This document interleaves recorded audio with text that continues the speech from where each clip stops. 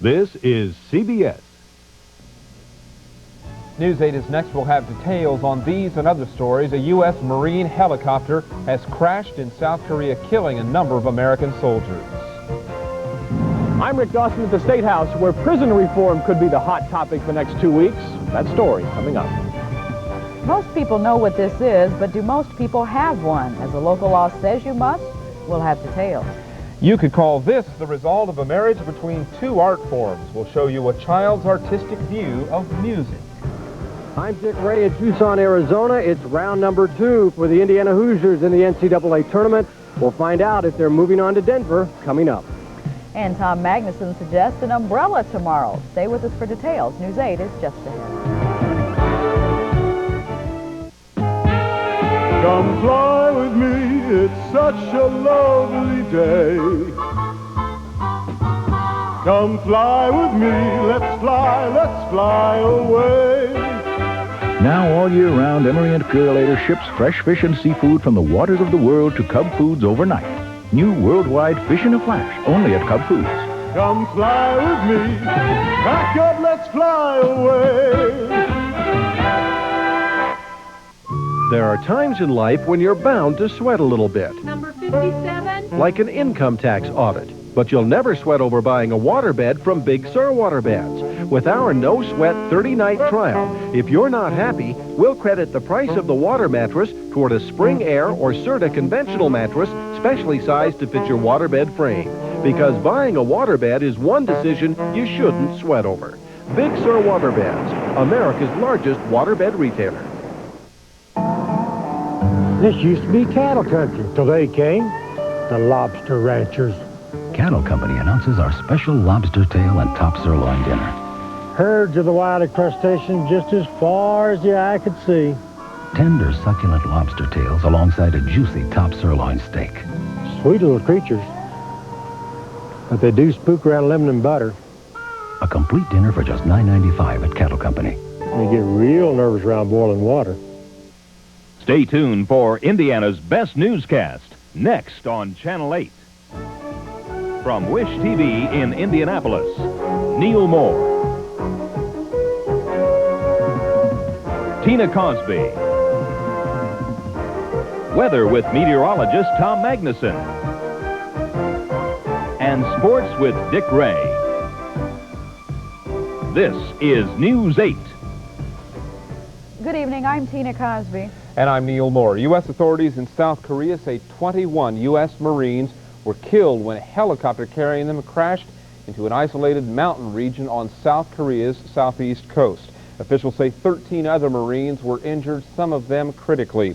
The Marines were participating in the annual joint U.S.-South Korea military adventure called Team Spirit. Those maneuvers include 60,000 U.S. troops.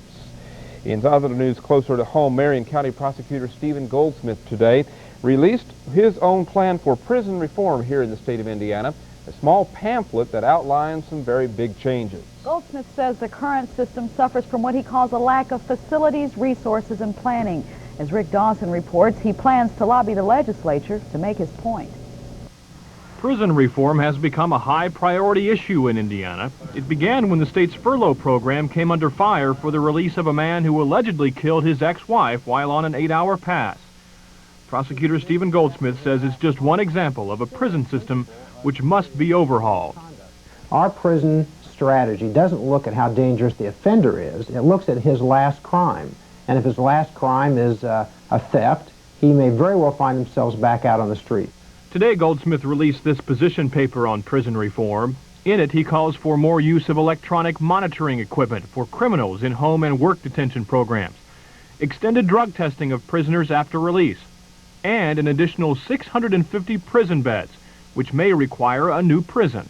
The accomplishments Indiana's had in crime, which are significant, we have one of the best records in fighting crime and locking up criminals, have been seriously eroded through letting people go free who prosecutors and police think that they're sending to prison. It is a crisis, and we all got to deal with it. Jack Cotty is one of the legislators Goldsmith will target. Cotty is on the Indiana House Public Safety Committee. Now with the judges actually sending more people to prisons, because the public's demanding this. All surveys show this. At the same time, lawsuits being filed in the federal courts are saying you can't have this many people in there, so the Department of Correction are having to find alternative means. But Connie questions Goldsmith's timing, with such little time left for action. We have about 15 session days left. Is there any way at all that something like this, with this short a notice, could get through? Well, I wouldn't say that it's not possible. I've seen some other things happen over at the last minute. Tomorrow, the arm twisting really begins. Governor Bai already has a copy of this pamphlet. Goldsmith will begin passing them out to legislators Monday morning. At the State House, Rick Dawson, Wish TV, News 8. And Representative Cotty also told Rick that he would like to see portions of lottery profits used to fund prison projects, an idea which may be explored in the weeks ahead. Well, a gun game ended in death for a Franklin County woman today. 28-year-old Cynthia Dickey was allegedly shot in the head by her husband, Robert Dickey. Dickey tells police that the family was playing with a .22 caliber revolver when the gun accidentally fired. The 45-year-old man has been charged with reckless homicide. He is in the Franklin County Jail. It appears federal drug czar William Bennett is about to make the nation's capital a testing ground of sorts for the war on drugs. Washington, D.C. has a growing drug problem, which has contributed to the nation's highest murder rate. Meanwhile, Bennett says the Bush administration is getting support for its stand against semi-automatic assault rifles. The import of such weapons has been prohibited, and Colt, a major gun manufacturer, has suspended sales of assault rifles. We are now hearing from a lot of people out there, gun owners, gun organizations, who are looking at this whole assault rifle question and saying, you know, we're bothered by this too. We are hunters, we are sportsmen. We're not soldiers, and we're sure as hell not terrorists and assassins. And I think we're going to see more movement on this. Now, meanwhile, today a spokesman for the National Rifle Association denied that his organization threatened Bennett's political future over the assault rifle issue. Investigators say they are still looking into the cause of a fire this afternoon at an East Side home. Everyone got out safely, but the home belonging to Marva Will suffered heavy damage. According to family members, it appears the fire started in one of the home's bedrooms before spreading into the attic.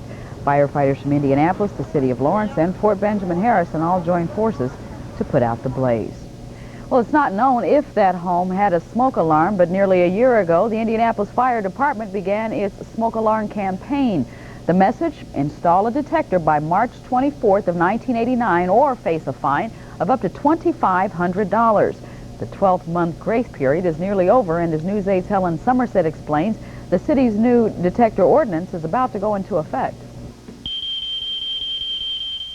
A sound that saved this 85-year-old man's life. 2 weeks ago, Noble Booch was in his kitchen making dinner. I was deep frying chicken wings. And apparently it didn't turn the damn fire out. With the burner still on, Booch says he took his food into another room to eat in front of the television. That's when he heard the alarm. I was sitting here looking at that mirror and couldn't even see the fire, you see the smoke. When it got stinking, I'd have probably looked out there and seen whether that thing had went off or not. But I'm damn glad I had it. Mr. Booch's story is one the fire department loves to hear. Proof that smoke detectors can and do save lives. 65% reduction in fatalities in 1988. We lost no children in 1988. As of this Friday, the city will require that every single and double dwelling residence has a smoke detector on each level, with at least one located by the bedrooms. Enforcing the code may be difficult. Although the fire department says it won't make random spot checks, it will take action if firefighters find violations. If we are called out, we will write a violation. We will cite the people. We will give them adequate time to make suitable repairs. That's no different than any other code. Whitaker says the code is a law the city needs. Already this year, 4 people have died in fires. In this one, an 18-year-old woman lost her life, a loss that perhaps could have been prevented. There was no detector ever found in the 2-story home. Helen Somerset, Wish TV, News 8. And in the last year, the fire department has given away close to 2,500 detectors to the city's elderly and needy. And although the supply is close to being depleted, the department, along with the agency known as Community Action Against Poverty, is working to keep the free smoke alarm program alive. In politics, a poll shows that Indiana Republican Dan Heath and Democrat Jill Long are in a dead heat for the vacant 4th District congressional seat.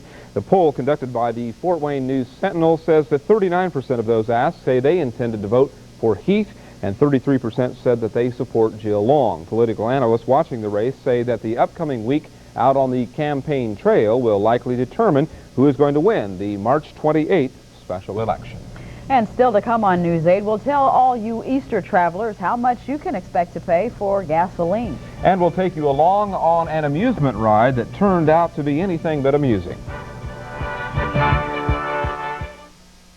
Amazing Blue Star ointment stops itching fast. Jock itch, ringworm, psoriasis, tetter, and removes corns and calluses. Blue Star ointment, the one that's guaranteed. Ask for it. Check again. We interrupt this transaction for a reminder. So what's your approach? There's one travel tip it pays to remember. We've got one good option. Choosing the card that actually pays you cash. Cash back for every charge. The Discover card. Daddy loves you too. Nice job, everybody. It pays to Discover, the card that pays you back. My S15 pickup gets me to work Monday through Friday, but it's best on Saturdays. It's got plenty of room in the extended cab and a smooth ride. It's dependable and it does things a car just can't. I even saved $1,900 on options with a value package. With 4.3-liter power available and the security of rear-wheel anti-lock brakes, the decision to buy was even easier. GMC Truck. It's not just a truck anymore. Get $750 cash back on new S15 pickups for savings up to $2,650. The election polls have closed in El Salvador, and it appears that many people didn't go to them because of violence that surrounded Election Day. Guerrillas who boycotted the election exchanged gunfire with Army troops in a number of provincial towns. And official U.S. observer William Doherty says there is no question that intimidation of voters and poll workers by the rebels has worked. In San Sebastian, worshippers leaving Palm Sunday Mass walked past polling places in the town square, but few stopped to vote. Officials in Springfield, Illinois now say a man and one of the 3 people he held hostage for 2 days, both are dead. Killed in the incident were 20-year-old Douglas Thomas and his girlfriend Karen Lambert. The 2 are said to have died of gunshot wounds. A second hostage, 14-year-old Nicole Lambert, is being treated for a wound in the head believed to have been caused by a bullet.